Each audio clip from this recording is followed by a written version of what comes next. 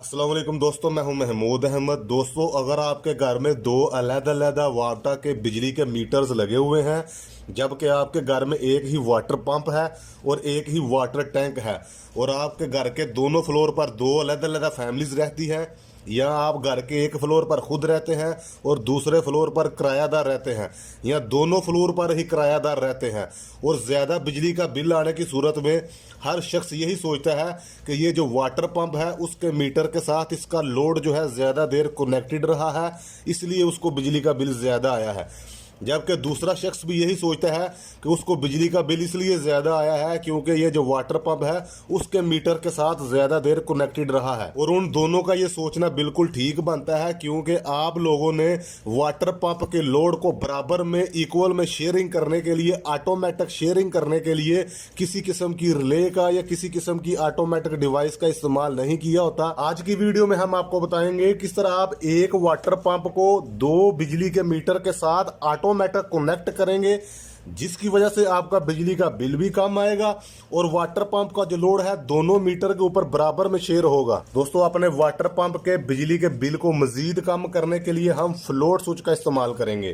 Pressure switch का इस्तेमाल नहीं करेंगे, क्योंकि अगर आप प्रेशर स्विच का इस्तेमाल करेंगे तो प्रेशर स्विच की वजह से जो आपका वाटर पंप है प्रेशर ज़्यादा होने पर और प्रेशर कम होने पर बार बार रुक रुक कर चलता है, और हर दफ़ा उसको नए सिरे से स्टार्ट लेना पड़ता है, और बार बार स्टार्ट लेने पर जो आपका वाटर पंप है स्टार्टिंग पर 1200 से लेकर 1400 वाट तक का लोड लेगा। और अगर आप उसी वाटर पंप को फ्लोट स्विच के साथ कनेक्ट करेंगे, और ये फ्लोट स्विच जो है आपके वाटर टैंक को अगर 100 लीटर का है या 200 लीटर का है, जब तक वो भर नहीं जाता तब तक आपका जो वाटर पंप है लगातार चलता रहेगा, रनिंग में रहेगा, और रनिंग में रहने की वजह से उसका जो लोड है वो 800 से लेकर 1000 वाट तक होगा। और ये फ्लोट स्विच इस्तेमाल करने की वजह से आपकी 300 से लेकर 400 वाट तक की लोड की बचत हो। जैसा कि आप देख रहे हैं, ये श्नेडर कंपनी की लैचिंग रिले है, और इसके अलावा इसके ऊपर एक छोटा सा स्विच है। हर दफा कमांड मिलने पर ये ऑटोमेटिक 1 नंबर मीटर के साथ और फिर दोबारा 2 नंबर मीटर के साथ, फिर कमांड मिलने पर 1 नंबर मीटर के साथ,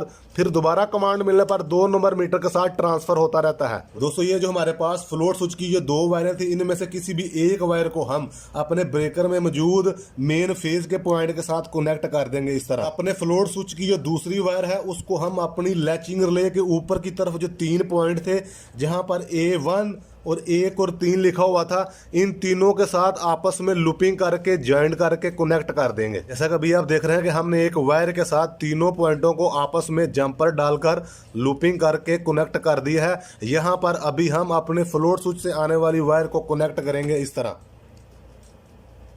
और इस ब्लैक वायर को हम अपनी रिले के नीचे की तरफ A2 के पॉइंट पर कनेक्ट कर देंगे इस तरह, और इसी ब्लैक वायर के दूसरे एंड को हम अपने ब्रेकर में मौजूद न्यूट्रल के पॉइंट के साथ कनेक्ट कर देंगे इस तरह। और अभी हमारी लैचिंग रिले के नीचे की तरफ 2 पॉइंट बाकी हैं। दोनों कंडक्टर स्विच को न्यूट्रल कनेक्ट करने के लिए एक और ब्लैक वायर का हमने जंपर तैयार कर लिया है। इस ब्लैक वायर को हम 1 नंबर कंडक्टर स्विच के A1 के पॉइंट के साथ कनेक्ट कर देंगे, और इसके दूसरे एंड को दूसरे कंडक्टर स्विच के A1 के पॉइंट के साथ कनेक्ट कर देंगे इस तरह। और उसी ब्लैक वायर के दूसरे एंड को हम अपने ब्रेकर में मौजूद न्यूट्रल के पॉइंट के साथ कनेक्ट कर देंगे इस तरह। यानी न्यूट्रल डायरेक्ट हमारे दोनों कॉन्टैक्टर स्विच के साथ कनेक्ट हो चुकी है। और अभी हम अपने कॉन्टैक्टर स्विच की कॉइल को फेस कनेक्ट करने के लिए एक और ब्लू वायर को इसके A2 के पॉइंट पर कनेक्ट करेंगे इस तरह, और इसी ब्लू वायर के दूसरे एंड को हम अपनी रिले के 2 नंबर पॉइंट के साथ कनेक्ट कर देंगे इस तरह। और अपने दूसरे कंडक्टर स्विच की कॉइल को मेन फेज कनेक्ट करने के लिए हम ब्लू कलर की वायर को इसके A2 के पॉइंट पर कनेक्ट कर देंगे इस तरह, और उसी ब्लू वायर के दूसरे एंड को हम अपनी रिले के नीचे की तरफ 4 नंबर पॉइंट के साथ कनेक्ट कर देंगे इस तरह, जैसा कि आपको नजर आ रहा है। दोस्तों, अभी हमारे जो कंट्रोल के कनेक्शन है वो कंप्लीट हो चुके हैं, और अभी हमारे वाटर पंप के लोड के कनेक्शन बाकी हैं। अभी हम ये दोनों वायरें अपने 2 नंबर मीटर से आने वाले ब्रेकर के साथ न्यूट्रल और फेस के पॉइंट पर इस तरह कनेक्ट कर देंगे,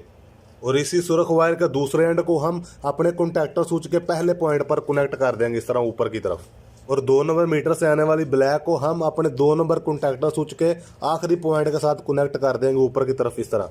और अपने 1 नंबर मीटर से आने वाली बिजली की सप्लाई के लिए भी हम रेड और ब्लैक कलर की 2 वायरों को इस्तेमाल करेंगे और उसको अपने मीटर से आने वाले ब्रेकर के फेस और न्यूट्रल के पॉइंट के साथ इस तरह कनेक्ट करेंगे। और 1 नंबर मीटर से आने वाली बिजली की सप्लाई को हम पहले कॉन्टैक्टर स्विच के ऊपर की तरफ पहले और आखिरी पॉइंट पर इस तरह कनेक्ट कर देंगे न्यूट्रल और फेस को। जहां पर हमने अपनी ऊपर की तरफ मेन न्यूट्रल और फेस को कनेक्ट किया है, वहीं पर हम अपने वाटर पंप के न्यूट्रल और फेस को कनेक्ट कर देंगे इस तरह। अभी हम इसी के साथ एक और वायर को आपस में पैरेलल में कनेक्ट करेंगे, फिर उसी वायर को हम अपने 1 नंबर मीटर से आने वाली बिजली की सप्लाई के साथ इस तरह कनेक्ट कर देंगे एक साथ। और इसी तरह हम एक और ब्लैक वायर को न्यूट्रल के तौर पर दोनों कॉन्टैक्टर स्विच के पॉइंटों के साथ कनेक्ट कर देंगे इस तरह। और जैसा कि अभी आप देख रहे हैं कि हमारे दोनों कॉन्टैक्टर स्विच के ऊपर 2 अलग-अलग सप्लाइयाँ कनेक्टेड हैं, जबकि हमारा वाटर पंप एक है, इसलिए हमने लूपिंग करके उसको पैरेलल में दोनों के साथ कनेक्ट कर दिया है, क्योंकि एक वक्त में एक सप्लाई ऑन होगी, दूसरी ऑफ होगी। दोस्तों जैसा कि अभी आप देख रहे हैं कि हमारे वाटर टैंक में अभी पानी भरा हुआ है, इसलिए हमारे फ्लोट स्विच का जो रुख है ऊपर की तरफ है। जो ही वाटर टैंकर से पानी का लेवल कम होगा, हमारे ये जो फ्लोट स्विच का रुख है नीचे की तरफ चला जाएगा, जिसकी वजह से इस हमारी जो रिले है इसको पावर की कमांड मिलेगी। और ये जो रिले है हमारे 1 नंबर मीटर से आने वाली बिजली के सप्लाई के कॉन्टैक्टर स्विच को ऑन कर देगी। जैसा कि अभी आप देख रहे हैं, ये अंदर की तरफ पुश है, ये ऑन है, और ये वाला अभी ऑफ है। दोबारा फिर 100 लीटर पानी भरने पर इस तरह ये इसको ऑफ कर देगी हमारे वाटर पंप को। जो ही दोबारा फिर पानी कम होगा, इसका रुख नीचे की तरफ होगा, तो इस दफ़ा 2 नंबर मीटर से आने वाले बिजली की सप्लाई का कॉन्टैक्टर स्विच ऑन होगा। वाटर पंप एक ही ऑन हो रहा है, जबकि सप्लाई दोनों दफ़ा डिफरेंट है। पहली दफ़ा उसने यहाँ से सप्लाई लेकर 100 लीटर पानी भरा, अब यहाँ से सप्लाई लेकर 100 लीटर पानी भरेगी। हर दफ़ा कमांड मिलने पर ये जो हमारी रिले है, ऑटोमेटिक रिले,